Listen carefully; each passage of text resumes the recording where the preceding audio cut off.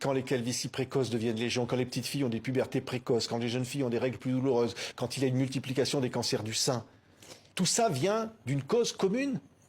Les perturbateurs chimiques, qu'on appelle perturbateurs endocriniens, quand ils s'attaquent aux hormones à l'intérieur des organismes. Par exemple, on va prendre un exemple tout simple, la pilule.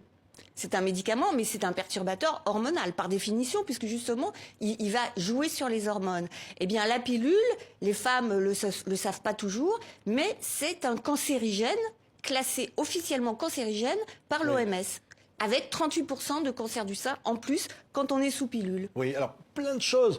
Les femmes qui portent un enfant doivent être averties qu'elles ne doivent prendre aucun médicament, y compris des médicaments qui peuvent paraître anodins, mais surtout ceux-là. Par exemple, du paracétamol, à savoir du Doliprane. Le paracétamol, il a été prouvé que le paracétamol féminise les petits garçons lorsque la maman en prend quand elle est enceinte du petit garçon. Et les femmes françaises sont 70% à prendre du paracétamol quand elles sont enceintes, alors que par exemple les Danoises ont été mises au courant qu'elles ne doivent pas le faire, donc elles ne le font pas. C'est un véritable scandale, tout ce que vous nous révélez là, parce qu'au fond, on devrait être informé de ces situations-là. Pourquoi on ne l'est pas ? Il y a un manque d'information, parce que pourquoi en France on n'informe pas les femmes enceintes alors qu'au Danemark ils le font, c'est très inquiétant.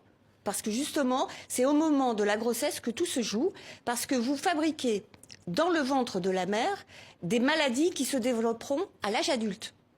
Donc c'est ce qu'on appelle les maladies d'origine fétale.